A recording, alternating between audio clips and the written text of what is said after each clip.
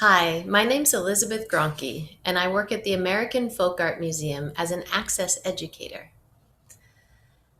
Today we're going to be looking at artwork related to jobs and different kinds of work that people do. Now, that's not a particularly interesting topic, but if you look at it through the lens of folk art, it really can be. We're going to be looking at some artwork that's almost 200 years old. We're going to be paying attention to jobs that have completely become obsolete in our day and other jobs that are very, very familiar to us. And most of all, I'm hoping that we'll be thinking about the different ways that hardworking people keep this world moving around. Let's look at the first piece. We're starting with the oldest piece.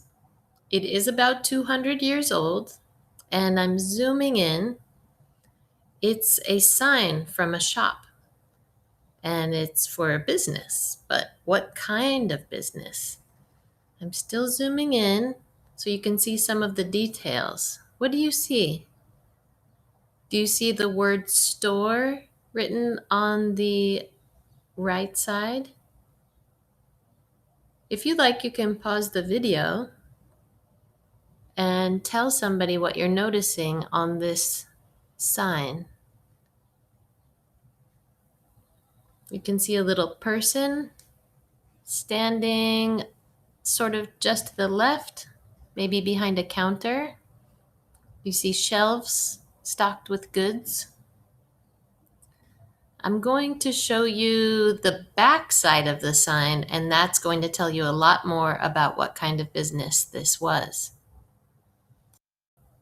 Here's the other side of the same sign. It says E. Fitz Jr. Coffee House. And the number there, 1832, is the date that this business was established. Apparently, coffee houses were a popular alternative to taverns for those that didn't want to drink alcohol. And these were shops that would serve coffee and tea and also sell newspapers and other items that we can see in the painting. So we're going to go back to the other side of the sign now. So here's the front of the sign again.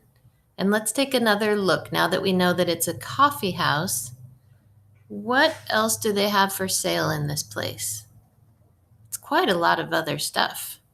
And it's kind of not unlike today, where you might go to a coffee shop because you want a nice hot drink and a place to sit down and read. But while you're there, they might have other things to sell you.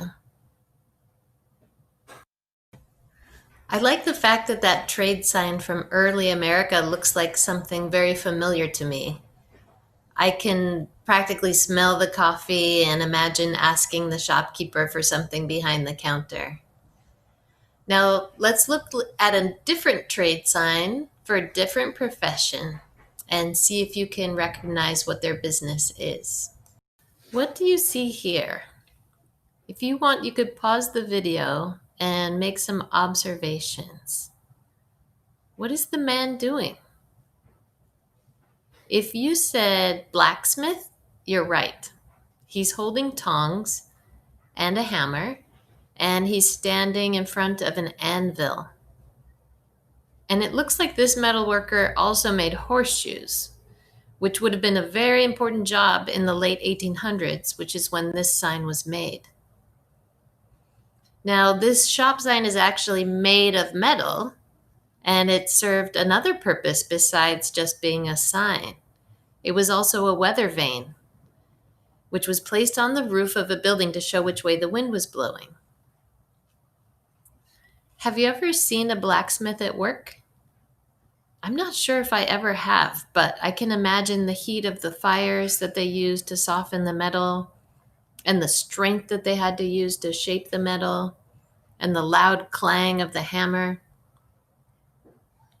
And I like how this piece of art helps me imagine a business that was central to the world that they lived in, even though there are very few blacksmiths around today. I just love the look of that sign. I love the silhouette of the blacksmith and the blocky letters of the name of the blacksmith at the bottom. It just sort of takes me back in time. The next piece of art I want to show you also can take you back in time, but maybe not as far back as you might imagine. Take a look. Take a good look at this painting. There's a lot going on here. Can you figure out all of the various jobs that people are doing? I recommend that you take a moment to pause the video and look and share with somebody that you're with what you're noticing. Maybe you recognize something that someone's doing. The title of this painting is going to tell you a lot. It's called Plantation Life, and it was painted in the 1980s by Clementine Hunter. Clementine Hunter was born in the 1880s, and she lived and worked on a cotton plantation in Louisiana almost her whole life. Now, most of her paintings depict life on a plantation. Can you see the two figures picking cotton in the left corner? What other jobs do you see getting done in this painting? I'm going to zoom in now on two other workers, sort of central in the painting, and together let's try to figure out what they're doing. One of them is standing in front of a big black pot that looks like it's got fire underneath it. It looks really hot. And the woman near her is got another basin, a blue basin of some sort. I'm guessing that they're washing clothes. What do you think? You can almost feel the hot Louisiana sun on them, can't you, with all that yellow color around them? I love the way that painting captures the vibrancy and the energy of plantation life, because Clementine Hunter knew that life really well. And another aspect that I think she captures is the interrelatedness of all the different jobs that needed to happen to keep the plantation running. I have one more painting I want to show you that has a really sweet story behind it. So as you can see, this is a portrait of a man, a pretty traditional type of painting. And there's one major clue to tell you what his job was. And that clue is draped around his neck. Can you see what it is? It's a measuring tape. And the subject of this painting was a tailor. This painting is called Portrait of Frank Peters, and it was painted by Joseph Pasquale Aulisio in 1965. And the thing that makes this painting sweet is that the artist was Frank Peters' boss. Joseph Pasquale Aulisio was the owner of a dry cleaners in Pennsylvania, and Frank Peters worked as a tailor in that dry cleaners for many years.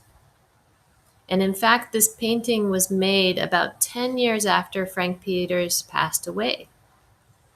So it seems to me like a very appreciative tribute to the tailor, with his calm gaze and his buttoned collar and his hands folded right in front of him. It seems like his employer really appreciated him. Let's take a look at the jobs that we viewed through this folk art lens. We saw someone behind the counter of a coffee house from almost 200 years ago. We saw the silhouette of a blacksmith with his tools in hand. We saw the busy and interrelated workers on a cotton plantation in Louisiana. And we saw the posthumous portrait of a tailor being honored by his boss. So let's try to be like the artists whose work we saw today. And your challenge, if you should accept it, is to try to think of a way to honor one of the workers who you rely on. Maybe it's a delivery person. Maybe it's someone that works at a restaurant. Maybe it's a home health aide. Can you think of a way to show them that you appreciate beyond saying thank you? Maybe you'll make a card. Maybe you'll write an email. Or maybe you'll make something for them. Thank you for joining me on this video, and I look forward to seeing you at the next video visit.